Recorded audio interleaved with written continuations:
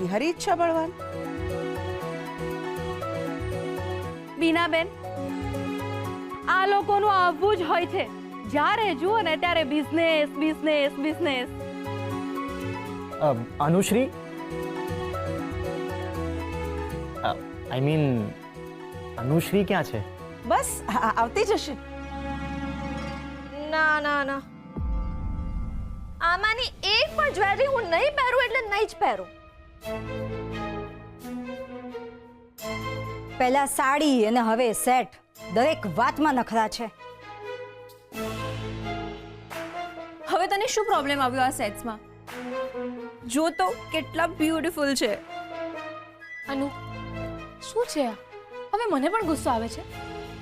ને નીચે સંગમના parents weight કરે છે તારા માટે. ભાભી, તમે જો, આ જો, આ સેટ નહીં, પૂરી દુકાન છે. અને ભાભી, ગરમીમાં આટલી ભારી જ્વેલરી હું કઈ રીતે પહેરું?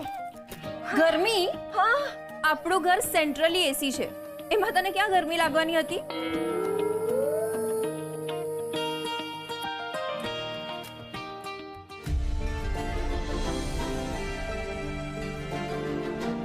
તમે બેસો, હું જરા જોઈને. જો, મને નવી એલિગન્ટ ડાયમંડની જ્વેલરી જોઈએ બસ. શું થયું અનુશ્રી બેટા? પપ્પા, જુઓ ને, આ લોકો મારી વાત જ નથી માનતા. શું થયું? મને છે ને, મને નવી ડાયમંડ જ્વેલરી જોઈએ છે.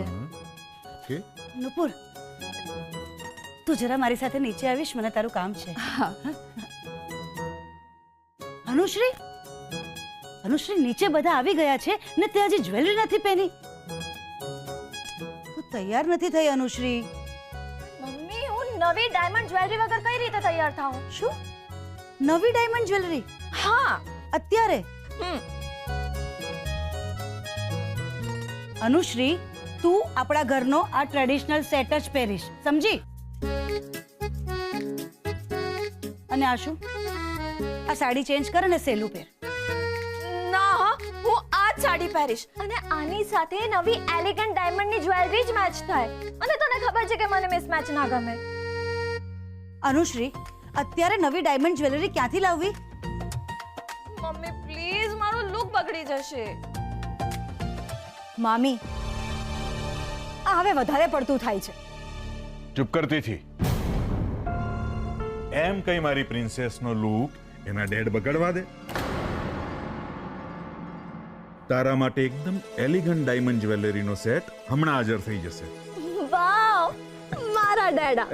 હું તને ક્યારની આ લોકોને સમજાવું છું, પણ સમજતા જ નથી. તારા ડેડી છે ને સમજવા માટે.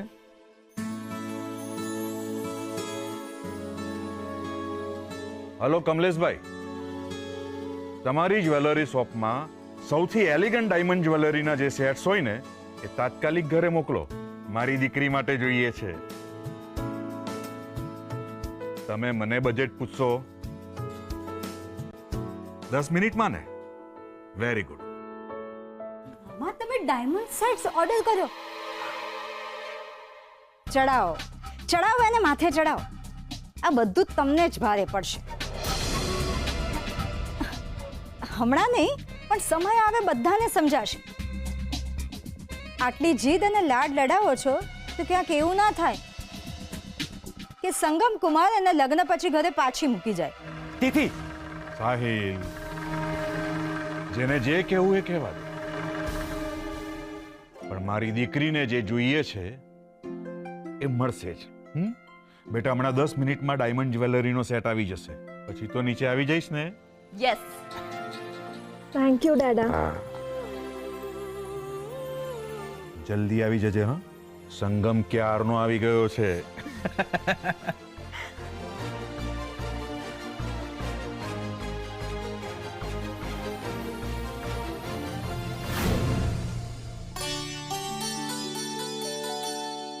સાવ એવા છોકરા સાથે થોડી મારી સુરભીના લગ્ન કરાવીશું. હાઈસ્કૂલમાંથી પાસ થયો છે ભાર્ગવ. હાઈસ્કૂલમાં એના જેવો બીજો છોકરો નહીં મળ્યો. તું જોજે ને પદ્મા, મારી સુરભી હાટું હું રાજકુમાર ગોતીને લાવીશ. આખું ગામ જોતું રહી જાય. ના ના, હવે પોતું કરવાની કાંઈ જરૂર નથી, આટલું ચોખ્ખું તો છે. કામ ધરવા બેઠી છે. બા પોતું નહીં, જોતું જોતું કે છે ભાભી. હા હા હવે હો. ભાભી હું શું કહું છું, આ રુદ્રનું શું કરવાનું છે? એના માટે છોકરી તો ગોતવી જ પડશે ને. હા એટલે આપણા ઘરની વહુ દત્તુ માટે છોકરી ગોતવાની શું જરૂર છે? એટલે એને છોકરી પહેલાથી ગોતીને જ રાખી છે એમ? અરે ના ના હવે પદ્મા, હનુમાન દાદાનો ભગત છે મારો દીકરો, એ લગ્ન થોડી કરશે. આ જીવન બ્રહ્મચાર્યનું પાલન કરશે મારો દત્તુ.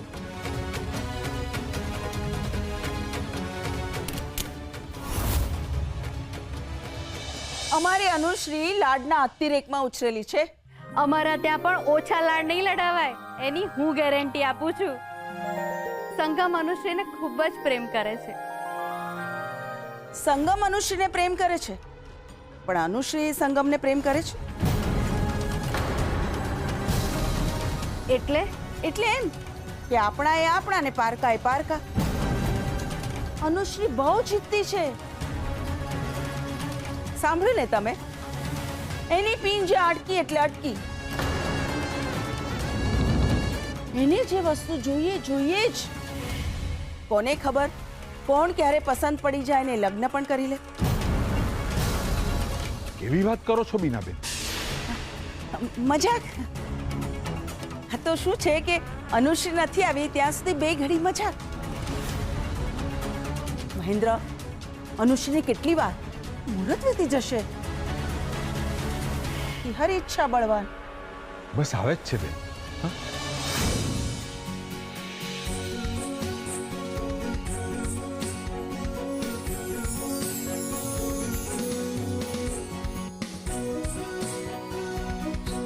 મહેન્દ્ર, કેટલી વાર લગ્ન પડો માટે તૈયાર થાય છે કે લગ્ન માટે?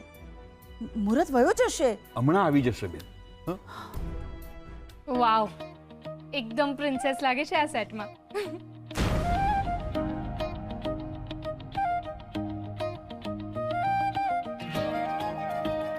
અરે હું જ બોલ કરું, તમે લોકો પણ બોલો ને.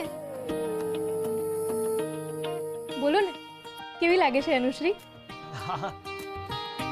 મારી નાની બેન એટલી સરસ લાગી રહી છે કે હું તો જોતો જ રહી ગયો. You looking so pretty Anushree. Gorgeous. Beautiful. Love you sister. એકદમ પ્રિન્સેસ લાગે છે.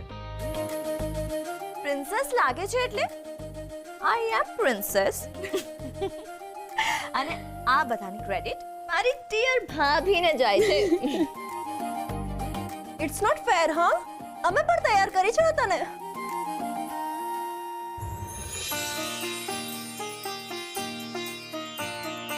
મારી દીકરી સૌથી સુંદર દેખાય છે. મમ્મી, આ બધું ઓલ્ડ ફેશન થઈ ગયું છે. જૂનવાણી. બોલ્યા બેનબા. આ જૂનવાણી એટલે કરું છું કે મારી પ્રિન્સેસને કોઈની નજર ન લાગી જાય. અરે કરિશ્મા, સાંભળ બેટા, સંગમ અને એના પેરેન્ટ્સ નીચે આવી ગયા છે ને આપણી અનુશ્રી પણ રેડી છે, તો આપણે નીચે લઈ જઈએ. એક મિનિટ નુપુર, જરાક નીચે જઈને જો ને. મારી પ્રિન્સેસ નીચે જાય એની પહેલા બધી તૈયારી બરાબર થવી જોઈએ. હા મામી, તમે ચિંતા ના કરો, હું બધું જોઈ લઉં છું. અતિથિ બેટા, તું પણ જરા હેલ્પ કરવા જા ને. મામી, હું ક્યાં ઘરની છું?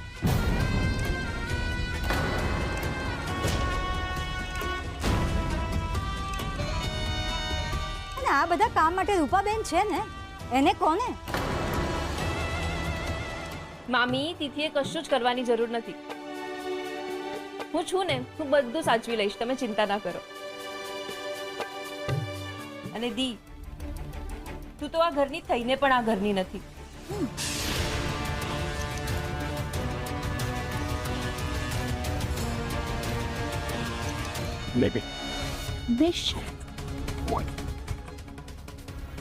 આ શું કરો છો ધર્મેશ?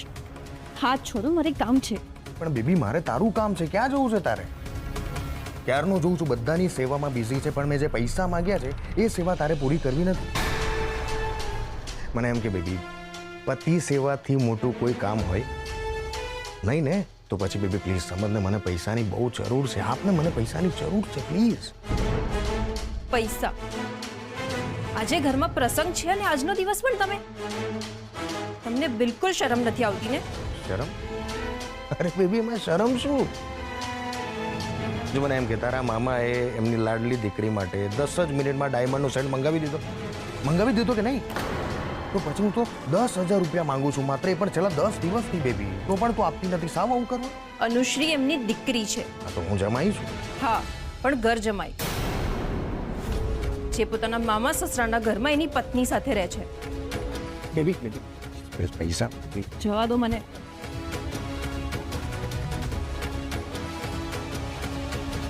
બનેવીલાલ, ખોટા સમયે ખોટી વ્યક્તિ પાસે ખોટી વસ્તુ માંગો ને તો આવું જ થાય. એમ તો કોની પાસે માંગવાનું? તમારા સાસુ, મારા મમ્મી, એ પણ ચોક્કસ સમયે. એ ચોક્કસ સમય ક્યારે આવશે એ હું તમને કહીશ. અત્યારે તમારા પૈસાની વ્યવસ્થા હું કરું છું. ઓકે?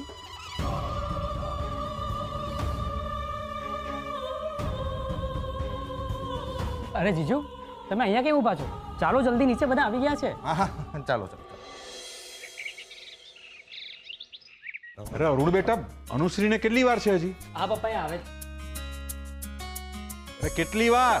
બેટા ચલો નીચે, બધા આપણી રાહ જુએ છે. ચલો જલ્દી. અનુરાધા, બસ બસ આવી જ રહ્યા છીએ. ચલો ચલો જલ્દી ચલો. આવી ગયા.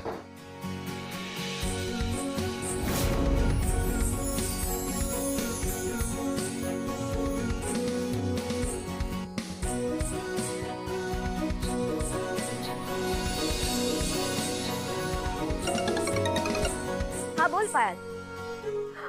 Vote? Really? OMG babies. Farm house પર? ઓકે, હું હમણાં જ આવી. હા, બાય. મમ્મી, હું થોડી વારમાં આવું છું. ચલો નન્યા. અરે એક મિનિટ, આજે તારે લગ્ન પડવાની વિધિ છે. અનુશ્રી બેટા અત્યારે શી જ જાય છે આમ? પપ્પા. હું છે ને પાયલના ફાર્મ હાઉસ પર જઈ રહી છું. બેબીઝ થયા છે.